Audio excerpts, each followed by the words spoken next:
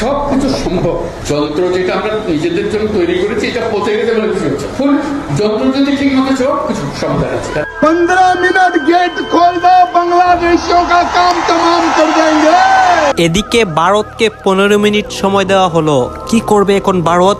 বাংলাদেশকে ধ্বংসলীলায় তৈরি করবে। বাংলাদেশের এই চিকেন স্নেক অবরুদ্ধ করতে ভারতের সময় লাগবে 5 মিনিট। শান্তি সেনা এবার পাঠাক ভারত। প্রশ্নটা এখানে, ভারত যদি শান্তি সেনা পাঠায় তাহলে বাংলাদেশি সেনাদের পিছু করতে কতটা সময় লাগবে? আমি 1 ঘন্টা টাইম দিলাম, আমাদের বিলনি পর্যন্ত আসতে পারবে না। ময়ূক সে 5 মিনিটের কথা বলছে, ফেনী দখল করবে, কোনো অসুবিধা নাই, খেলা হবে। অস্ত্র লাগবে না, আমরা যখন বের হব তখন আমাদের এক হাতে যখন লাঠি নিয়ে বের হবো, ওই লাঠির পায়ে ওরা চলে যাবে। ভারত যদি একটি রাফাল যুদ্ধ বিমান পাঠায় তাহলে বাংলাদেশ কেঁপে উঠবে। 10 সেকেন্ডের মধ্যে ঢাকা শহরটা একটা বৃহৎ জলাশয় হয়ে যেতে পারে। একজন নাগরিকেরও বেঁচে থাকার কোনো সম্ভাবনা থাকবে না। কিসের জন্য জানেন? ভারতের হাতে যে অস্ত্র রয়েছে অগ্নি 5 মিসাইল। এখন যে অস্ত্রশস্ত্রগুলো ভারতবর্ষ এখন রেডি করছে, এখন নির্দেশের অপেক্ষা। আপনি ভারতের সামরিক শক্তির সাথে কোনোভাবেই টিকতে পারবেন না। বাংলাদেশকে ফু দিলে উড়ে যাবে, 10 মিনিট দখল করবে, হ্যান করবে, ত্যান করবে বলছে না। এই বাংলাদেশের ডক্টর মোহাম্মদ ইউনূস যে খেল দেখান শুরু করছে মোদি যে কোনো সময় পাগল হয়ে যেতে পারে ভাই। ভারত যদি বাংলাদেশকে অস্থিতিশীল করতে চায়, ভারতের অনেকগুলো রাজ্য স্বাধীন হয়ে যাবে। বলা হচ্ছে বাংলাদেশ নিয়ে যদি হস্তক্ষেপ করে ভারত, তাহলে তাদের 7 সিস্টার এবং মিয়ানমারের কয়েকটি এলাকায়ও সে সংঘাত ছড়িয়ে। ভারত বাংলাদেশ সীমান্তে কড়া নিরাপত্তা, সীমান্তে নজরদারি বিএসএফ এর আপনাদের বলছিলাম, নদিয়ার ভারত বাংলাদেশ সীমান্তে নজর। ভারতের নেতাকর্মীদের কথা শুনে তাদেরকে 15 মিনিট টাইম দেওয়া হয় বাংলাদেশ দখল করার জন্য, এবং তারা বাংলাদেশে ঢুকেও। দর্শক শ্রোতা, ভারত কিন্তু বারবার হুমকি দিচ্ছিল, এখন হুমকি দিয়েছে যে 15 মিনিটে তারা বাংলাদেশ দখল করবে। তাদের এই পরিকল্পনাটুকু কতটুকু বাস্তবায়ন হয়েছে আপনারা কিন্তু দেখতে পারবেন এই ভিডিওর মাধ্যমেই। দর্শক শ্রোতা, ভারত যে এইসব করতেছে, এই ষড়যন্ত্রের মুখে বাংলাদেশ কি পাল্টা সিদ্ধান্ত নিয়েছে? বাংলাদেশও কিন্তু বসে নাই, ভারতকে জুতা দিয়েছে এবং তাদের পিছনে বাস দিয়ে দিয়েছে। আপনারা সব কিছুই দেখতে পারবেন, ভারতের তাণ্ডবগুলা, অন্যদিকে বাংলাদেশের নেতাকর্মীদের কথাগুলা। আমরা কথা বলে এই ভিডিওটা লং করছি না, আমরা সরাসরি ভিডিওর মূল আলোচনায় চলে যাচ্ছি। 15 মিনিটের মধ্যে তারা কি করে বাংলাদেশের মধ্যে এবং আগামীতে কি হতে যাচ্ছে আমাদের বাংলাদেশে। দর্শক শ্রোতা, আপনারা কিন্তু অবাক হয়ে যাবেন এই 15 মিনিটের বিষয়গুলো দেখলে। আপনারা সম্পূর্ণ ভিডিও দেখবেন এবং ভিডিও শেষে আপনাদের মন্তব্য করবেন। এরই মধ্যে কয়েকটা ইম্পর্টেন্ট ক্লিপও রয়েছে, সেই ক্লিপগুলো আপনাদেরকে দেখাবো। ভিডিওর প্রথমে যে অংশ বিশেষগুলো দেখিয়েছি সেইগুলোর বিস্তারিতভাবে এখন আপনারা দেখতে পারবেন। এই যে ভিডিওগুলো দেখেন। ভারতের বিজেপি সরকারের কিছু পাগলা মন্ত্রী আছে, বেসিক্যালি রাজনীতির মাঠে এদের আসলে বেল নাই। তো এরা করে কি, যে কোনো একটা ইস্যু যদি বাংলাদেশ ইস্যুতে পায়, আর সেই ইস্যুটা যদি কোনো কারণে ধরেন ধর্মীয় ইস্যু হয়, দেন তারা রাজনীতির একটা অপচেষ্টা করে। জনগণের সেবা না কইরা বাংলাদেশ ইস্যুতে কি করলো, বাংলাদেশ সরকার কখন পাদ দিল, তো পাদের মধ্যে কি ঝোল বের হইলো নাকি এটা ধরেন একটা ড্রাই পাদ হইলো, গন্ধ আসলে কেমন, এগুলো নিয়ে নানান বিশ্লেষণ করা বিজেপির কিছু মন্ত্রীদের কর্মকাণ্ড হয়ে দাঁড়াইছে। আপনি দেখেন, শুভেন্দু মজুমদার এই একটা মানুষ, পশ্চিমবঙ্গের যারা আছেন, আমি বারবার বলি, এই লোকটার কথার ফাঁদে আপনারা পা দিয়ে কিন্তু অনেক ধরনের ঝামেলা বাংলাদেশের সাথে ব্যবসায়ী টু ব্যবসায়ীটা লাগাই ফেলছেন। ইভেন আপনাদের ইকোনমি বলেন, পারস্পরিক বন্ধুত্বের জায়গাটা বলেন, সম্পর্কের জায়গাটা বলেন, সেইখানে অনেকে বোঝে না বুঝে এই পলিটিশিয়ানদের কথাবার্তায় নানান রকম অ্যাক্টিভিটিস করে কিন্তু একটা আভ্যন্তরীণ দূরত্ব আমরা তৈরি করছি। এখন দেখেন আজকে সে কি ধরনের হুমকি ধামকি দিচ্ছে।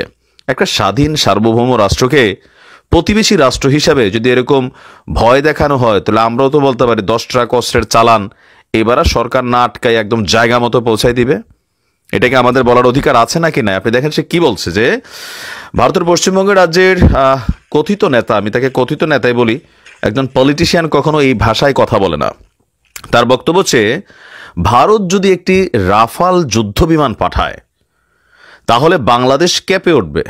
এটা তোমার বাপের দিনের সম্পত্তির জায়গা যে তুমি পাঠাইবা আর আমরা বসে বসে আঙ্গুল চষবো। এই গ্লোবালাইজেশনের যুগে ইউক্রেনে যদি রাশিয়া দখল করতে চাইতো মাত্র 2 দিন লাগতো, কিন্তু 3 বছর কিন্তু এই যুদ্ধ চলছে। এই পাগলারা এই জিনিসটাকে এখনো বোঝে না। বাংলাদেশে যদি এরকম ঘটনা ঘটাতে চায় তাহলে বাংলাদেশের কি মিত্রশক্তি নেই? চীন বসে আঙ্গুল চষবে, পাকিস্তান বসে আঙ্গুল চষবে? Common sense. আমি ভারতের, দেখেন আমি উইথ ডিউ রেসপেক্ট, আমি ভারতের বেশ কয়েকটা রাজনৈতিক দলকে খুবই শ্রদ্ধা করি। এর মধ্যে হচ্ছে আম আদমি পার্টি, অরবিন্দ কেজরিওয়ালের খুবই স্বচ্ছ একটা পার্টি আমার কাছে মনে হয়, খুবই ভালো একজন পলিটিশিয়ানও। পাশাপাশি তৃণমূল কংগ্রেস আমার কাছে মমতা দিদিরও ভাল লাগে, ওনার রাজনৈতিক পলিসিগুলো ভাল লাগে, এর বাহিরেও কংগ্রেসের রাজনীতিও ভাল লাগে। কিন্তু বিজেপির যে রাজনীতি, এদের রাজনৈতিক যে এথিক্সটা, এটার মধ্যে টোটালি ভেজাল। ভারত সংখ্যা কি বলে সরি ধর্মনিরপেক্ষ রাষ্ট্র হিসাবে নিজেদেরকে দাবি করলেও বিজেপির মন্ত্রীদের, এমপিদের কর্মকাণ্ডে, বিধায়কদের আপনার কাছে কোনো কারণে মনে হয় যে এটা ধর্মনিরপেক্ষ রাষ্ট্র? প্রতিবেশী রাষ্ট্রগুলোর মধ্যে এই বিজেপি সরকার গত 10 বছর ক্ষমতায় থাকার পরে মালদ্বীপ বলেন, ভুটান বলেন, নেপাল বলেন, মানে কোন রাষ্ট্রটার সাথে তারা বন্ধুত্বপূর্ণ সম্পর্ক রাখছে? ফাইনালি বাংলাদেশ ছিল। এই পলিটিশিয়ানদের অতি কথায় কথা বাংলাদেশকে হুমকি ধামকি দেওয়া, এগুলার কারণেই ভারতের প্রতি বাংলাদেশের মানুষের যে মনক্ষুণ্ণতা সেটা কিন্তু একটা বড় আকার ধারণ করেছে। তার বক্তব্য হচ্ছে বাংলাদেশের মানুষদের ভারতের সামরিক সক্ষমতা সম্পর্কে কোনো ধারণা নেই। অবশ্যই আছে ভাই, তোমরা বিশ্বের মধ্যে তৃতীয় বৃহত্তম সামরিক শক্তি, ধারণা না থাকলে কি আমরা কথা বলতেছি? আচ্ছা, তো বলছে তাই তিনি যুক্তরাষ্ট্র, রাশিয়া এবং চীনের কাছ থেকে ভারতের সামরিক সক্ষমতা সম্পর্কে জেনে নিতে পরামর্শ দিয়েছেন। গান্ডু এই যুগে ওই লাগে না, ঠিক আছে? এগুলা ইন্টারনেটে একটা টিপ দিলে চলে আসে। ভারতীয় সংবাদ মাধ্যম টাইমস অফ ইন্ডিয়ার প্রতিবেদনে বলা হয়েছে, গতকালকেও পশ্চিমবঙ্গের বিধানসভার বিরোধী দলনেতা শুভেন্দু বলছেন, ভারত যদি একটি রাফাল যুদ্ধবিমান পাঠানোর সিদ্ধান্ত নেয় তাহলেই পুরো বাংলাদেশ কেঁপে উঠবে। আর তার বক্তব্যের এক পর্যায়ে সে বলছে তাদের মনে রাখা উচিত আলু পেঁয়াজের মতন সামগ্রীর জন্য বাংলাদেশকে ভারতের উপর নির্ভর করতে হয়। যে দেশ একটি প্যাকেট আয়োডিনযুক্ত লবণ উৎপাদন করতে পারে না তাদের নিজেদের সীমাবদ্ধতা জানা নেই। কি পরিমাণ গান্ডু হলে এই কথা বেটা! আজ থেকে প্রায় 20 বছর আগে আমরা ছোটবেলা আলিফ লায়লা দেখতাম, তখন একটা অ্যাড দেখাইতো মোল্লা সল্ট, হ্যাঁ, আয়োডিনযুক্ত লবণ। সম্ভবত এটা সে দেখে নাই, এর বাইরেও আমরা এখানে দেখাচ্ছি আপনার। এরপরে সে বলছে আলু পেঁয়াজের কথা। আচ্ছা, বাংলাদেশ যদি ভারত থেকে আলু পেঁয়াজ না কিনে, পচনশীল দ্রব্য, তো বাংলাদেশ কি না খাইয়া মরবে না না খাইয়া থাকবে? বাংলাদেশ কৃষিতে যথেষ্ট স্বনির্ভর একটা রাষ্ট্র। পাশাপাশি আমাদেরকে কৃষিজ পণ্য সার্ভ করার জন্য পাকিস্তান আছে, মিয়ানমার আছে, চীন আছে, তুরস্ক আছে, মিশর আছে। আমরা টাকা দিয়ে জিনিস কিনবো ভাই, 5 টাকাটা প্রয়োজনে 60 টাকা খাবো, কিন্তু তোমরাও তো সেল করতে হবে, তাই না? এই যে আলু আর পেঁয়াজ, এটা ধরেন একদম প্রোডাকশন লেভেল থেকে বাংলাদেশে ঢুকতে কতক্ষণ সময় লাগে? সর্বোচ্চ 5 থেকে 7 দিন। এখন এই 7 দিনের মধ্যে যখন বাংলাদেশের মার্কেটে আলু এবং পেঁয়াজটা পাঠাচ্ছে, ভারতের কি লাভ হচ্ছে না? অবশ্যই লাভ হচ্ছে। আপনি দেখেন আলু এবং পেঁয়াজ পাঠানোর জন্য আমরা ট্রাক ব্যবহার করছি, তাই না? কিন্তু আপনি যদি এটা বাংলাদেশে না বেচে অন্য দেশে বেচতে চান, এই উৎপাদন আপনারা যে বিশাল করছেন, সেটাকে আপনি জাহাজে পাঠাইতে হবে, কন্টেইনারে। কন্টেইনারের মধ্যে আবার প্রযুক্তিগত সিস্টেম আছে, 2টা কন্টেইনার আছে, একটা হচ্ছে ড্রাই, একটা হচ্ছে যেগুলোকে সংরক্ষণ করা লাগে। যখন আপনি দূর দেশে পাঠাবেন, এই কন্টেইনারের মধ্যে এই পেঁয়াজটা যদি আপনি 1 সপ্তাহের জায়গায় 15 দিন 20 দিনের শিপমেন্টে ফালান, এই পেঁয়াজ কি পেঁয়াজ থাকবে? জীবনও থাকবে না। এগুলো ইনস্ট্যান্ট সেল করা একটা জিনিস। তো তুমি কোন দেশের কাছে বেচবা? এই কথাগুলো কেন বলা লাগতেছে? এই যে এদের গান্ডু মন্ত্রীরা মানে বিশ্লেষণ ছাড়াই ঠুসঠাস করে একটা কথাবার্তা বলে ফেলে। তো তার বক্তব্য হচ্ছে বাংলাদেশ সেনাবাহিনীর পক্ষে। আচ্ছা, এখানে পশ্চিমবঙ্গ বিজেপির সভাপতি সুকান্ত বলছেন, বাংলাদেশ সেনাবাহিনীর পক্ষে পশ্চিমবঙ্গের সিভিক ভলান্টিয়ারদের সামলানো নাকি কঠিন হবে। তাহলে আমাদের সেনাবাহিনী নিয়ে এদের বক্তব্যের নমুনা দেখছেন কতটা অপমানজনক বক্তব্য দিচ্ছে। বলছে পশ্চিমবঙ্গের পুলিশকে সহায়তা করার জন্য 2013 সালে আপনার একটা বাহিনী গঠন করা হয়েছিল, যেটাকে বলা হয়ে থাকে সিভিক ভলান্টিয়ার। তো 2014 সালে বাহিনীর নাম থেকে পুলিশ বাদ দেওয়া হয়েছিল। আচ্ছা, যাই হোক, তো তাদের বক্তব্য এই সিভিক ভলান্টিয়াররাই বাংলাদেশের সেনাবাহিনীকে থামানোর জন্য যথেষ্ট। তবে যারা ঢাকার রাস্তায় এই ধরনের মন্তব্য করছেন তারা সরকারি কোনো পদে নেই। এখন সুকান্ত বলছেন যে তারা দেখিয়ে দিয়েছে বাংলাদেশিরা কিভাবে ধর্মীয় উন্মাদনা মানুষকে।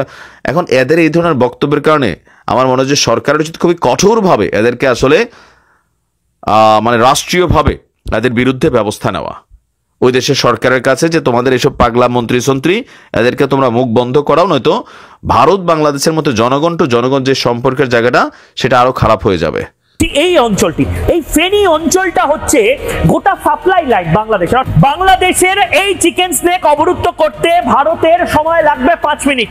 বাংলাদেশেরও একটা চিকেন স্নেক আছে, অর্থাৎ একটা মুরগির গলার মতন একটা অঞ্চল আছে, যেটা যদি মোট করে ভেঙে দেওয়া হয় বা ভারতীয় সেনা নেমে পড়ে বা ভারতীয়রা যদি অবরুদ্ধ করে যায় সেই জায়গাটিকে, গোটা বাংলাদেশের সাথে 20% ভূখণ্ডের কোনো যোগাযোগ থাকবে না বাংলাদেশে।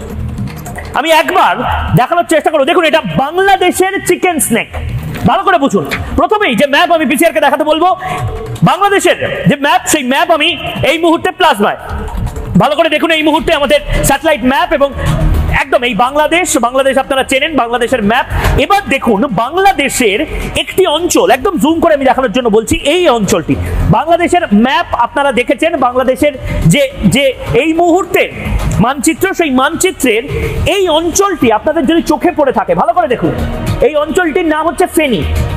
ফেনী একেবারে সর্বকনিষ্ঠ একটি জেলা। এখন একটা সময় ফেনী নোয়াখালীর আন্ডারে ছিল, সেই নোয়াখালী যেখানে 47-46 সালে মারাত্মকভাবে হিন্দুদের কচুকাটা করা হয়, সেখানে হিংসা থামাতে গান্ধীজিকে পর্যন্ত যেতে হয়, সেই ফেনী অঞ্চল।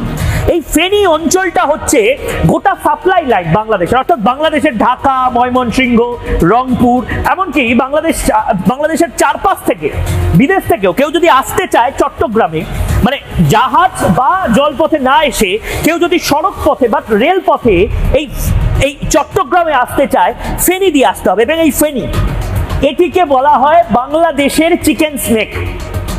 আমরা দেখাতাম না, কিন্তু আজ আমরা দেখাতে বাধ্য হচ্ছি, একথা বলতে বাধ্য হচ্ছি, কারণ অলরেডি ভারতের সোশ্যাল মিডিয়াতে লেখালেখি শুরু হয়ে গেছে যে এই বাড়াবাড়িগুলো যদি বাংলাদেশ বন্ধ না করে, বাংলাদেশের মৌলবাদীরা যদি দাপাদাপি বন্ধ না করে, এই চিকেন স্নেক অবরুদ্ধ করতে, বাংলাদেশের এই চিকেন স্নেক অবরুদ্ধ করতে ভারতের সময় লাগবে 5 মিনিট।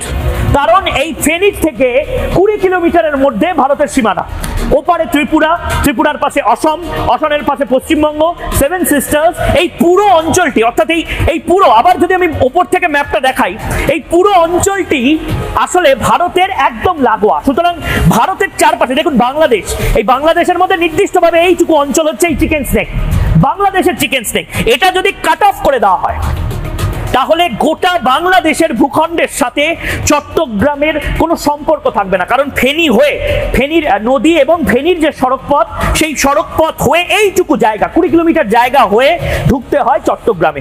এই ফেনীটা যদি কোনোভাবে কাট অফ হয়ে যায় বা দখল হয়ে যায় বা অবরুদ্ধ হয়ে যায়, গোটা বাংলাদেশের এত বড়, এত জেলা সহ যে বাংলাদেশ, সেই বাংলাদেশ থেকে কাট অফ হয়ে যাবে চট্টগ্রাম। এবার এটা মৌলবাদীদের কি করে লোকে বোঝাবে? মৌলবাদীরা চিরিং বিরিং পুরুং পুরিং করে লাফালাফি করছে। মৌলবাদীরা এটা বুঝতে পারছে না, মিনমিনে মিডিয়ার ওপর ভরসা করে আছে মৌলবাদীরা। মিনমিনে মিডিয়া এই খবর দেখাবে না দাদা, মিনমিনে মিডিয়া এটা বলবে না যে বাংলাদেশের যে চিকেন স্নেক সেটা অনেক বেশি ভালনারেবল। কারণ এই চিকেন স্নেকের পাশে লালমনিরহাট বা বহু পুরনো ব্রিটিশ আমলের যে সমস্ত এস্টাবলিশমেন্ট আছে, সেগুলো একেবারে লজ্জরে, একেবারে মালদাতা আমলের। আর অন্যদিকে এই যে কথায় কথায় বলা হয় না যে চিকেন স্নেক নিয়ে নেব, 7 সিস্টার নিয়ে নেব, আরে তোমাদের 3 সিস্টারকে আগে বাঁচাও, তোমরা সিলেটকে বাঁচাও, রংপুরকে বাঁচাও এবং চট্টগ্রামকে বাঁচাও। দাদা, এবার আমি দেখানোর চেষ্টা করব ভারতের এই চিকেন স্নেক যাকে বলা হয়, চিকেন স্নেক, এটা ফেনী দেখলেন। এবার মানছি আমাদেরও চিকেন স্নেক আছে, অর্থাৎ মুরগির গলার মতন। কেন চিকেন স্নেক বলা হয়? মুরগির গলার মতন দেখবেন পশ্চিমবঙ্গের মাথার যে অঞ্চলটা, এই যে বাংলাদেশ এবং বাংলাদেশের এই পশ্চিমবঙ্গের এই পার্টটা একদম দেখুন মুরগির গলার মতন একদম সরু অঞ্চল, এটাকে বলা হয় চিকেন স্নেক বা মুরগির গলা। এই মুরগির গলা যদি মট করে ভেঙে দেওয়া হয়, তাহলে ধর এবং মাথা আলাদা হয়ে যাবে বলে হুমকি চমকানি আমাদের ভারতকে দেওয়া হয়। পশ্চিমবঙ্গ যদি কাট অফ করে দেওয়া হয়, এই শিলিগুড়ি করিডোর 20 কিলোমিটারের একটা করিডোর, সেটা যদি কাট অফ করে দেওয়া হয়, তাহলে নাকি বাংলাদেশিরা ঢুকে পড়বে, বাংলাদেশের সেনা ঢুকে পড়বে। মানে মামার বাড়ির আবদার, বাংলাদেশের সেনা যেন জয়নগরের মোয়া খাওয়ার জন্য শীতকালে এই জায়গায় ঢুকবে। আরে ঢুকবে কি করে? এর চারপাশটায়, আমি এই কারণে বলছি এটা বাংলাদেশের চিকেন স্নেক নয়, এটা ভারতের চিকেন স্নেক। এবং এর চারপাশে আইটিবিপি আছে, সশস্ত্র সীমা বল আছে, ইন্ডিয়ান আর্মি আছে, বিএসএফ আছে, পশ্চিমবঙ্গ পুলিশ আছে, সিকিম পুলিশ আছে, আসাম রাইফেলস আছে। মানে এদের পরে হচ্ছে স্পেশাল যারা কমান্ডো, তারা, এনএসজি ইত্যাদি ইত্যাদি।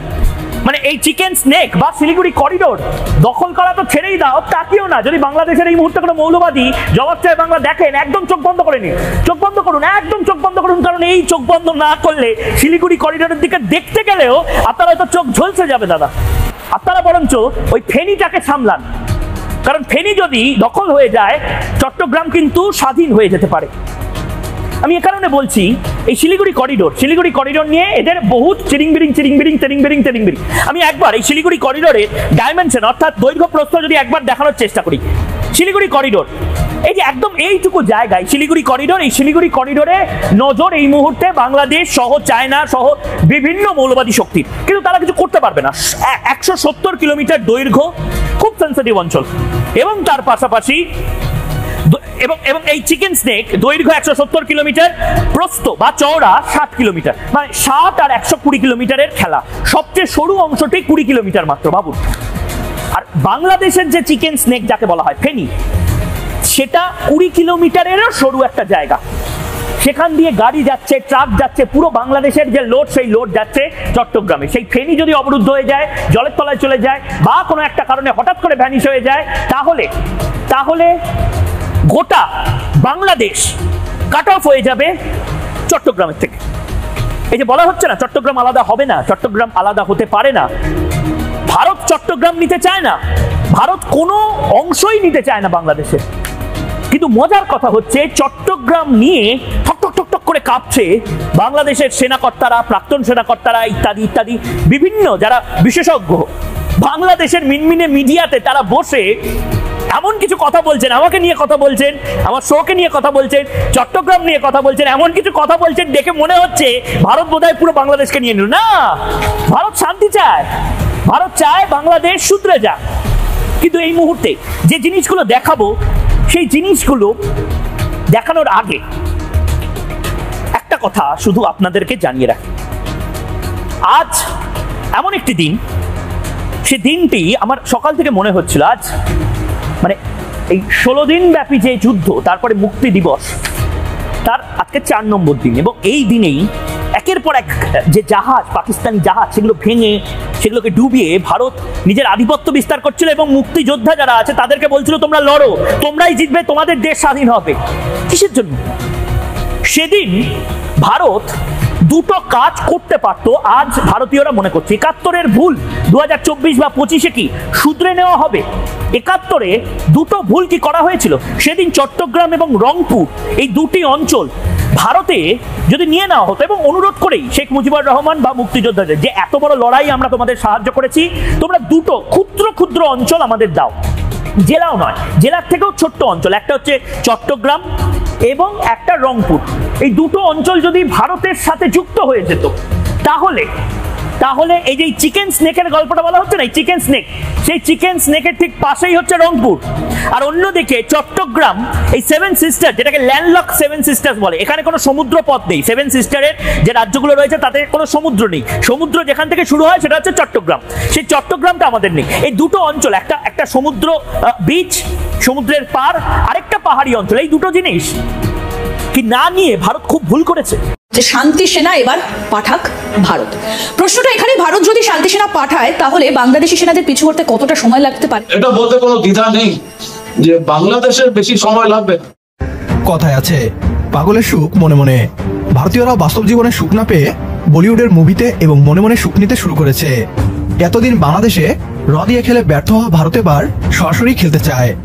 রাশিয়া যেভাবে ইউক্রেনকে দখল করছে, একইভাবে ভারত বাংলাদেশকে দখল করে ফেলবে, এমনটাই ভাবছে পশ্চিমবাংলার মিডিয়া। তাদের দাবি রাশিয়া এখন ইউক্রেনকে দখল করতে না পারলেও বাংলাদেশকে 24 ঘন্টায় দখল করে নিবে ভারত। বাংলাদেশ সেনাবাহিনী নাকি ভারতীয় সেনাবাহিনীর সামনে খুব একটা সময় টিকতে পারবে না। ইসকন দিয়ে ষড়যন্ত্র করে ব্যর্থ হওয়া ভারত এখন সরাসরি বাংলাদেশকে আক্রমণ করে দখল করতে চায়। পশ্চিমবাংলার মিডিয়া বাংলাদেশ দখলের সেই দিবাস্বপ্ন দেখছে। ভারতের বাংলাদেশ দখলের দিবাস্বপ্নকে দুঃস্বপ্নে পরিণত করার ময়দান ইতিমধ্যেই তৈরি করে রেখেছে বাংলাদেশ সেনাবাহিনী। ভারত আসবে বাংলাদেশ দখল করতে, তবে ফিরে যাবে পশ্চিমবাংলা, আসাম এবং ত্রিপুরা হারিয়ে। এ নিয়ে আলোচনা করার আগে বাংলাদেশকে দখল করা নিয়ে কি বলছে পশ্চিমবাংলার মিডিয়া, আসুন তা দেখি। গত কয়েকদিন ধরে আমরা দেখতে পাচ্ছি যে বাংলাদেশের সংখ্যালঘু হিন্দুদের ওপর আক্রমণের সংখ্যা প্রচন্ড পরিমাণে বাড়ছে এবং এক এক করে হিন্দুদেরকে টার্গেট করা হচ্ছে এবং দেখা যাচ্ছে যে হিন্দু মহিলারাও কিন্তু ছাড় পাচ্ছেন না। এবং এর পাশাপাশি দেখা যাচ্ছে যে হিন্দুরা এবার তারা কিন্তু পিছু না হটে বরং তারা এবার আগ্রাসী ভূমিকা নিচ্ছে। ইতিমধ্যেই আমরা দেখতে পেয়েছি যে ভারতের তরফ থেকে কিন্তু একটা কড়া বার্তা দেওয়া হয়েছে। প্রধানমন্ত্রী নরেন্দ্র মোদী তিনি একটা কড়া বার্তা দিয়েছেন। এবার একটা দাবি উঠছে, বলা হচ্ছে যে শান্তি সেনা এবার পাঠাক ভারত। কারণ এই মুহূর্তে দাঁড়িয়ে বাংলাদেশের যা পরিস্থিতি, তাতে করে এই দেশটাকে শান্ত করতে যথাসম্ভব ব্যবস্থা নেওয়া হোক, এই দাবি গোটা বিশ্বের তরফ থেকে আসছে। কারণ যেভাবে হিন্দুদের বেছে বেছে তাদের উপর অত্যাচার করা হচ্ছে, প্রশ্নটা এখানে ভারত যদি শান্তি সেনা পাঠায় তাহলে বাংলাদেশি সেনাদের পিছু হতে কতটা সময় লাগতে পারে বলে আপনি মনে করেন? ভারত এবং বাংলাদেশ বা বাংলাদেশ এবং ভারতের মধ্যে একটা সংঘর্ষের পরিস্থিতি তৈরি হলো, যেটা কনভেনশনাল যুদ্ধের একটা প্রথামাফিক যুদ্ধের রূপ নেয়। সেখানে কিন্তু এটা বলতে কোনো দ্বিধা নেই যে বাংলাদেশের বেশি সময় লাগবে। কিভাবে রাশিয়া এবং ইউক্রেন প্রথম দিকে মনে করা হয়েছিল যে ইউক্রেন হয়তো খুব বেশি দিন যুদ্ধটা চালাতে পারবে না, কিন্তু দেখা যাচ্ছে যে ইউক্রেন কিন্তু এখনো পর্যন্ত প্রতিহত করে যাচ্ছে এবং যুদ্ধটা চালাচ্ছে। তার কারণ যে প্রচন্ড মদত রয়েছে অনেকগুলো দেশের ইউক্রেনের পেছনে, যেটা কূটনৈতিক বিশেষজ্ঞরা বলে থাকে। বাংলাদেশের পক্ষে এরকম একটা গ্রুপের সহায়তা পাওয়া অসম্ভব, কারণ সেরকম কোন গ্রুপের অস্তিত্ব নেই এবং আমার মনে হয় না যে ন্যাটো এত বড় ভুল করবে। ন্যাটো এটা করবে না, কারণ নর্থ আটলান্টিক রেটি এবং বাংলাদেশের সঙ্গে আটলান্টিকের কোনো সম্পর্ক নেই আটলান্টিক ওশান। সো বাংলাদেশ অন্য রাষ্ট্র থেকে সরাসরি সাহায্য পাবে না, হতে পারে চীন সাহায্য করতে পারে। এক্স্যাক্টলি, আমি এইখানটা একটু জানতে চাইবো, কারণ একটা জাহাজ যেটা করাচি থেকে এসেছিল চট্টগ্রাম বন্দরে, সেটা মনে করা হচ্ছে যে সেটা চীন পাঠিয়েছে। বর্তমান বাংলাদেশকে ভারত 1971 সালের বাংলাদেশ ভাবলে ভুল করবে। বাংলাদেশকে দখলের ভারতের দিবাস্বপ্ন কখনোই পূরণ হবে না। যুদ্ধ ছাড়াই বাংলাদেশ চাইলে ভারতকে পায়ের নিচে নামিয়ে আনতে পারে। ডক্টর মোহাম্মদ ইউনূস যদি এই মুহূর্তে ঘোষণা করেন রংপুরের শিলিগুড়ি করিডোরের কাছে চীনকে সামরিক ঘাঁটি তৈরি করতে দেয়া হবে, তাহলেই খেল খতম। বাংলাদেশকে দখল করতে হবে না ভারতের। তখন নিজেদের অখণ্ডতা রক্ষা করতেই হিমশিম খাবে তারা। বাংলাদেশ ও চীন মিলে শিলিগুড়ি করিডোরকে বিচ্ছিন্ন করে দিলে ত্রিপুরা ও আসাম বাংলাদেশের মানচিত্রে অটোমেটিক চলে আসবে। অন্যদিকে চীন অরুণাচল প্রদেশকে নিজেদের মানচিত্রে নিয়ে চলে যাবে। বাংলাদেশ ইউক্রেন নয়, বাংলাদেশের জন্মই হয়েছে যুদ্ধের মাধ্যমে। আমাদের প্রশিক্ষিত সেনাবাহিনী না থাকার পরও পাকিস্তান এবং আমেরিকাকে পরাজিত করে স্বাধীনতা ছিনিয়ে এনেছি। ভারত যদি ভেবে থাকে তাদের 12 লাখ সেনাবাহিনী, অন্যদিকে বাংলাদেশের 2 লাখ, আর তাই খুব সহজেই তারা বাংলাদেশকে দখল করতে পারবে, তাহলে তারা ভুল ভাবছে। এদেশের 18 কোটি মানুষই এক একজন সৈনিক। ভারত আক্রমণ করলে দেশের জন্য অনেকেই প্রাণ দিতেও প্রস্তুত আছে। একমত হলে কমেন্ট বক্সে ইয়েস লিখে জানিয়ে দিন আমাদের। আমি 1 ঘন্টা টাইম দিলাম, আমাদের বিলনীয় পর্যন্ত আসতে পারবে না। ময়ূক যে 5 মিনিটের কথা বলছে ফেনী দখল করবে, কোনো অসুবিধা নাই, খেলা হবে।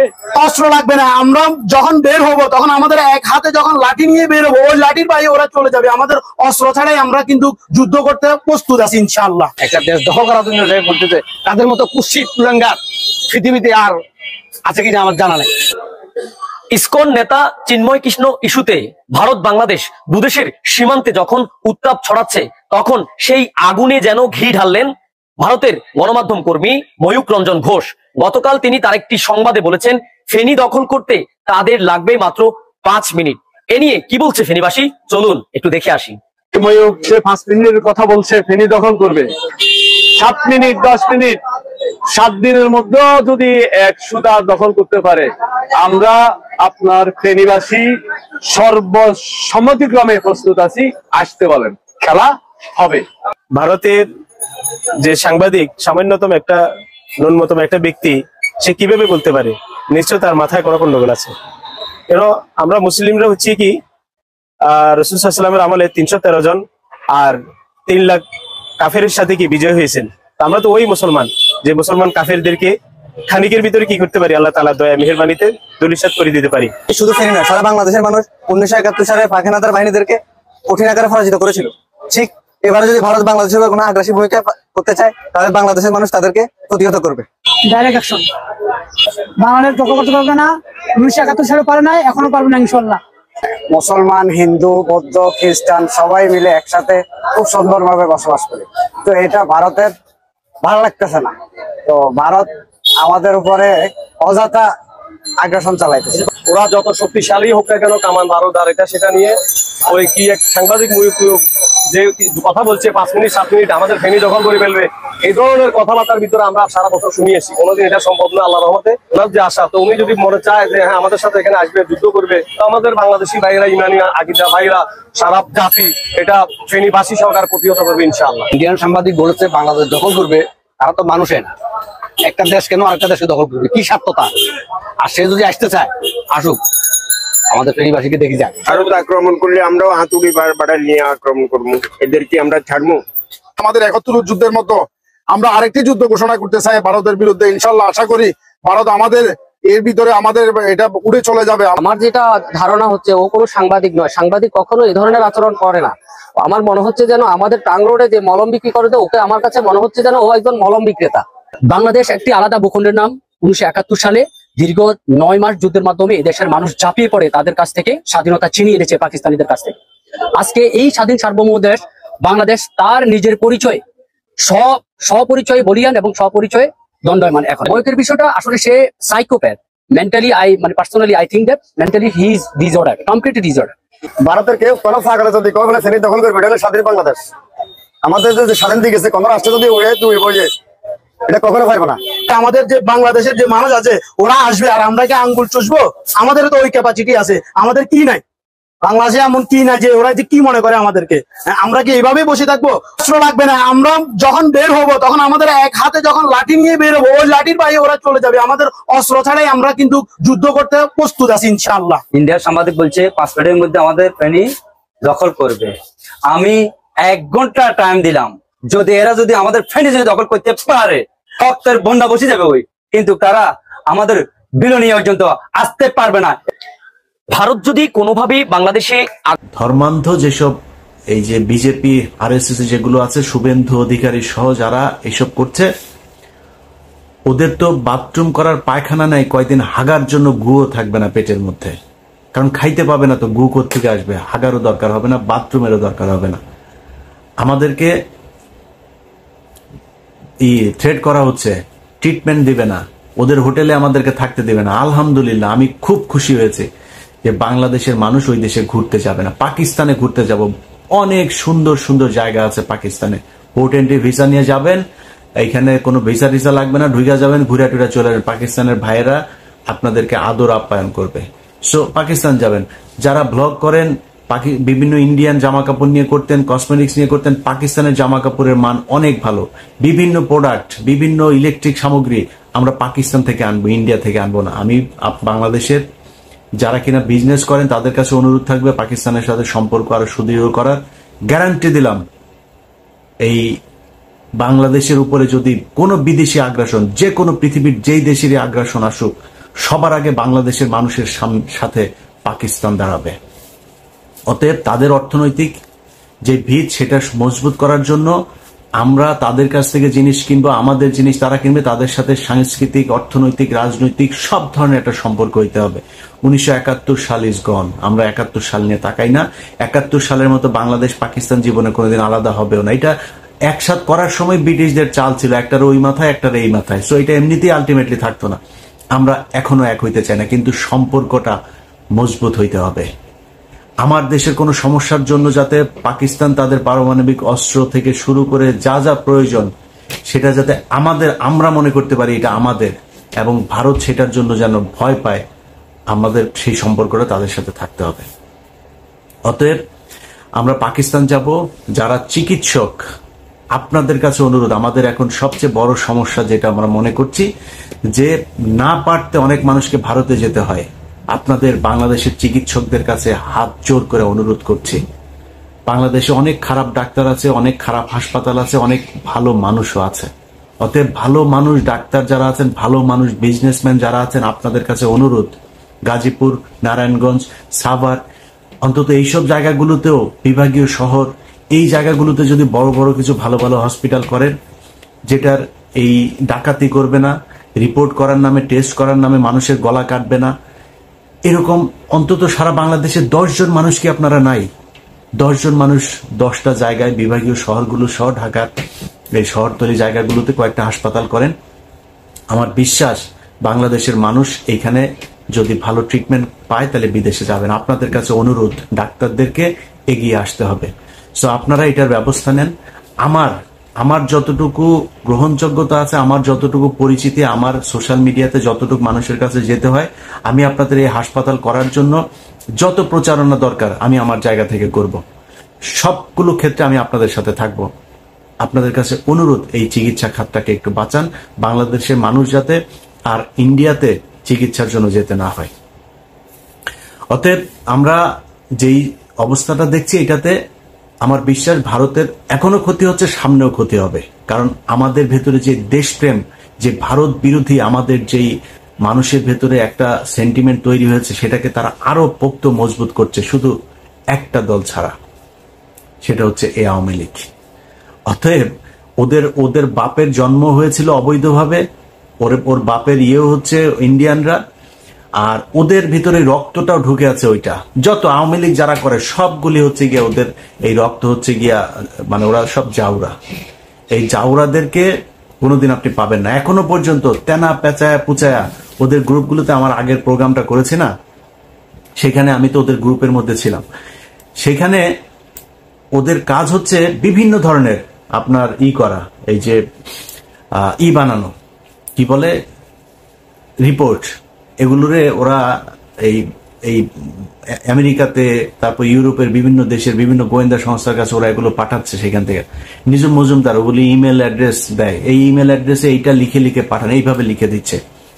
তো লিখে তারপরে কি দিচ্ছে যে বাংলাদেশে হিন্দুদেরকে অনেক, আজকে 30 জনকে ধর্ষণ করেছে, কালকে 40 জনের বাড়িঘর ভাঙচুর করেছে, আজকে অমুক জনের ছবি দেয়, হিন্দু একজনের ছবি দেয় ধুতি টুতি পরা, এদেরকে এইভাবে আজকে ইন্ডিয়া পার হয়ে যেতে করছে। তো অন্যান্য দেশের গোয়েন্দা সংস্থা তারা তো আর মানে কচু খায় না, তাই না? তারা তো জানে, তারা তো তথ্য নিবে, তারা তদন্ত করবে, করে দেখবে না এগুলো কি হচ্ছে, এগুলো করছে। আমি বাংলাদেশের হিন্দুদের কাছে অনুরোধ করব, হিন্দুরা আসলে, আপনাদেরকে কোনো কিছু চাপ দিয়ে বলানো হচ্ছে না, আসলে আপনারা হিন্দুরা কেমন আছেন? আপনাদের উপরে আমাদের মুসলমানদের ধর্মীয় কারণে আসলেই কি আপনাদেরকে টর্চার করা হয়? আমি ইলিয়াস বললাম, যদি করা হয় প্লিজ আমাকে বলবেন, আমি আপনাকে লাইভে নিয়ে আসবো, সারা বাংলাদেশের মুসলমানদের কাছে বিচার চাইবে একজন হিন্দুকে কেন এভাবে টর্চার করা হয়।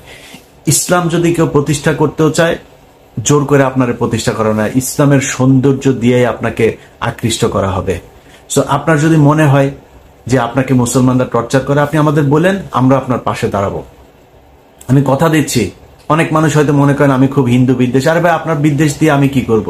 বাংলা পৃথিবীর মধ্যে 180 কোটি 200 কোটি মুসলমান, এত মুসলমান দরকার নাই তো ভাই, বহুত মুসলমান আছে, মুসলমানরাই ইসলাম পালন করেন। আপনি হিন্দু বা কোন ধর্ম পালন করলেন আমার সমস্যা আছে না, আপনি আপনার ধর্ম করেন ভাই, আমি আমার ধর্ম করব।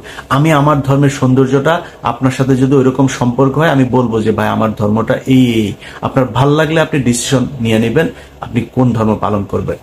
সো আপনাদেরকে জোর করে কেউ ধর্ম পালন করাইতে যাবে না, এবং ধর্মের কারণে বাংলাদেশে কোনোদিন কোনো হিন্দুর উপরেই করে না। যদি সত্যবাদী হয়ে থাকেন তাহলে স্বীকার করবেন, এই বাংলাদেশে সবচাইতে বেশি নির্যাতন হিন্দুদের উপর করেছে আওয়ামী লীগ। অতএব সাধারণ হিন্দু আপনারা যারা আছেন, আপনাদেরকে বলবো আপনারা সারা দেশের সবাই মিলে একটা সমাবেশ করেন, ঢাকাতে একটা ডেট দেন, আপনারা ওই সমাবেশে আসেন, আপনাদের সাথে আমাদের লোকজনও থাকবে আপনাদের সাথে সংহতি জানানোর জন্য। সারা পৃথিবীকে আপনারা জানিয়ে দেন যে বাংলাদেশের হিন্দুরা আসলে কেমন আছে। তারা ভারতের বিভিন্ন গণমাধ্যম দিয়ে সবচাইতে স্পর্শকাতর একটা খবর, আমি সেটা করতে পারি নাই, সত্যতা যাচাই করতে পারি নাই, তাদের ওইখানে লেখালেখি হচ্ছে ডেইলি স্টার যেহেতু ইংলিশ পত্রিকা, ওদের ওইখানে কিছু পত্রিকা নাকি তারা ছাপছে, যেটা তাদের ছাপাখানায় এটা করা হচ্ছে, যেটা বাংলাদেশে যে কপিটা যাচ্ছে ওই কপিটা না, আলাদাভাবে তারা 100 করে কপি ছাপছে, যেই কপিগুলো পৃথিবীর বিভিন্ন জায়গায় দিচ্ছে। ওই কপিগুলোর ভেতরে তারা এই হিন্দুদের উপরে খুব টর্চার হচ্ছে, সব ঠিক থাকছে, এই দিকের পেজ ওই দিকের পেজ সব ঠিক রেখে শুধুমাত্র হিন্দুদের কিছু নিউজ, এই সংখ্যালঘুদের উপর নির্যাতনের কিছু নিউজ সেখানে ঢুকিয়ে দেওয়া হচ্ছে। ওই কপিটা তখন পাঠিয়ে দেওয়া হচ্ছে। এখন একটা ইংলিশ পত্রিকার যখন মূল কপি আপনাকে প্রিন্ট কপি যখন দেওয়া হবে, তখন তো একটা দেশ বিশ্বাস করবে, ও আচ্ছা ডেইলি স্টারের মতো পত্রিকা এটা বলেছে, তাহলে তো বোধহয় এটা সত্যই। এটা করা হচ্ছে, আমি মনে করি গোয়েন্দা সংস্থার এটা যাচাই করে দেখা উচিত। আমি লাস্ট প্রোগ্রামে যে স্ক্রিনশট, ওইখানে অনেকের ফোন নাম্বার আছে। লেফটেন্যান্ট কর্নেল রেদওয়ানকে শুনলাম গ্রেপ্তার করা হয়েছে, জেড খান পান্না তাকে গ্রেপ্তার করা উচিত। যে ফোন নাম্বারগুলো, বাংলাদেশি ফোন নাম্বারগুলো যেখানে দেওয়া আছে, অনেকের ছবি অনেকের ভিডিও সেখানে প্রচার করা হয়েছে, আপনাদের উচিত তাদেরকে ধরে জিজ্ঞাসাবাদ করা। পরবর্তীতে আমরা 10 তারিখের একটা ষড়যন্ত্রের কথা 8 তারিখে প্রচার করেছিলাম, 30 তারিখেরটা 29 তারিখে প্রচার করেছিলাম। সামনে হয়তো এরকম অনেক কিছু হবে, সেটা আমি জানবো না, প্রচার হবে না, প্রকাশ পাবে না, তখন তারা একটা বিশৃঙ্খলা তৈরি করার চেষ্টা করবে। সো আমি মনে করি যে আপনাদের উচিত এই বিষয়গুলো খুব, গোয়েন্দা সংস্থার বিশেষ করে এই ব্যাপারে তৎপর হওয়া উচিত। তারা কি করছে, এই কারা কারা ছিল, এই নাম্বারগুলো কাদের কাদের, তাদেরকে ধরা উচিত। যাই হোক, আমরা অনেকের কাছেই শুনি যে বর্তমান সরকারের সময়ও আমরা অনেক সমালোচনা করছি। এই সমালোচনা কেন? আমি আমার কথা বলি আর কি, আমি আসলে কোনো দলের কাছ থেকে সুবিধা পাওয়ার জন্য এই 5 বছর এত ঝুঁকি নিয়ে এত কিছু করি নাই। এখন আমি ধরেন ডক্টর আসিফ নজরুলের বিরুদ্ধে কথা বলেছে, আমি বিএনপির ফখরুলের বিরুদ্ধে কথা বলেছি। এখন আমি যদি বাংলাদেশে যাই, আমার কি করবেন? আমারে মানে মেরে ফেলবেন? আমার জেলখানায় নিয়ে ঢুকাবেন না তো। আওয়ামী লীগের সময় তো এর চেয়ে ভয়ঙ্কর অবস্থা। আমি বাংলাদেশে যাওয়া মানে আমি ডেড, মানে শুধু মারা যাওয়াই অন্য জিনিস, মানে মারা যাওয়ার আগে যে আমার উপরে কত টর্চার চলতো সেটা আপনারা অনুমান করতেই পারেন। ওই সময় ভাই কথা বলেছি, আর এখন আমার কি করবে বাংলাদেশে গেলে? কিসের জন্য কথা করতে হবে? আপনারা ভয় পাইতে হবে। সো আমি মনে করি ফখরুল ইসলাম কিছু কথা বলেছে, এই কথাগুলো বিএনপির কথা না, কারণ বিএনপির তারেক রহমানও এই কথা কোনোদিন বলে নাই, বিএনপির কোনো সাধারণ কর্মীও এই কথা কোনোদিন বলে নাই। সো এই মির্জা ফখরুল ইসলাম আলমগীরের অনেক কথাবার্তা, এগুলোকে ঠিক করতে হবে। ইসকনের ব্যাপারে, ইসকন নামটা মুখে আনতে আপনার মির্জা ফখরুলের মনে হয় লজ্জা লাগছিল, তার খালি মায়া লাগে আওয়ামী লীগের জন্য। বিএনপির কর্মীদের উপরেও সে চড়াও হয়, বিএনপির কর্মীরা একটু স্লোগান দিলে সে স্টেজে খেপে যায়। তার সাথে আপনারা তো দেখলেন এখানে কি কথা হচ্ছে। তাদেরকে কিন্তু 15 মিনিট টাইম দেওয়া হয়, তারা 15 মিনিট টাইম চায়, বাংলাদেশকে নিয়ে অনেক কথা বলে, তারা বাংলাদেশকে উড়িয়ে দিবে, বাংলাদেশের সাধারণ মানুষদেরকে তারা এক প্রকার শেষ করে ফেলবে। কারণ বাংলাদেশ ছোট্ট একটা রাষ্ট্র। দর্শক শ্রোতা, বাংলাদেশ কি করেছে এবং বাংলাদেশ কি করছে আপনারা তো জানেন। বাংলাদেশ কিন্তু বসে নাই, এখন বাংলাদেশ অন্যায়ের প্রতিবাদ করতে শিখে গিয়েছে। যেমনটা শেখ হাসিনাকে দেশ থেকে তাড়িয়ে দেওয়া হয়েছিল, শেখ হাসিনাও কিন্তু ভারতের লোক ছিল। এটা কিন্তু আমরা সাধারণ মানুষের কথা থেকেও শুনতে পাই, অনেক কিছুতে প্রমাণও পাই। এখন আবার এইটা হয়েছে, শেখ হাসিনা যাওয়ার পরে কিন্তু ভারত বাংলাদেশকে নিয়ে অনেক চক্রান্ত করতেছে, বাংলাদেশকে উড়িয়ে দেওয়ার চেষ্টা করতেছে। গাইজ, এতক্ষণ আপনাদেরকে যা কিছু দেখিয়েছি সব কিছু কিন্তু আমরা সোশ্যাল মিডিয়া থেকে সংগ্রহ করেছি। এখানে আমাদের নিজস্ব কোনো মন্তব্য নেই বা নিজস্ব কোনো সিদ্ধান্ত নেই। এইসব দেখে আপনাদের কি মনে হচ্ছে এবং আপনাদের মন্তব্য কি, এটা কিন্তু আপনারা অবশ্যই কমেন্ট বক্সে লিখে যাবেন। এবং আপনাদের কাছে আমার রিকোয়েস্ট থাকবে, আমার চ্যানেলটি সাবস্ক্রাইব করবেন এবং পাশে থাকা বেল আইকনটি অবশ্যই বাজিয়ে যাবেন, যাতে করে নেক্সট ভিডিওটা সবার আগে আপনাদের কাছে পৌঁছায়। ধন্যবাদ।